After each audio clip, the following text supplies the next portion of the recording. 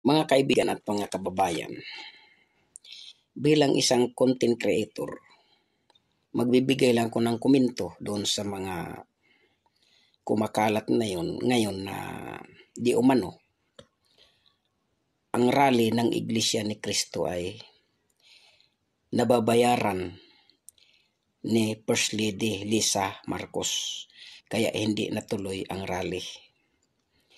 Yun ay kumakalat ngayon sa iba't ibang mga vlogger na ating napapanood. Ang masasabi ko lang dito ay isang napakalaking fake news. Dahil kailanman ay ang Iglesia ni Cristo ay hindi kayang bayaran. Ito ay nanggaling daw di umano doon kay J. Sonsa, yung madalas na magsalita doon sa Isiminay. Kaya panoorin natin ang komento ng isang vlogger.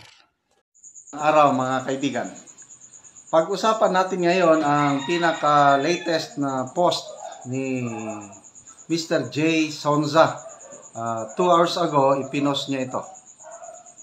Basahin ko lang ha. Kalat na kalat ngayon sa ginanap na Malacanang Fellowship, ipinagyabang umano, allegedly, ni Mrs. Liza Marcos sa mga bisitang Congress people na kaya niyang bayaran ang Iglesia ni Cristo para huwag nang ituloy ang nakatakdang rally versus impeachment. Wow! Heavy naman, Tiang Liza. Is this true, Mrs. ng President? Question mark.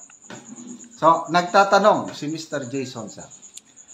Parang nakakaloko itong si Liza Marcos sa iglesia.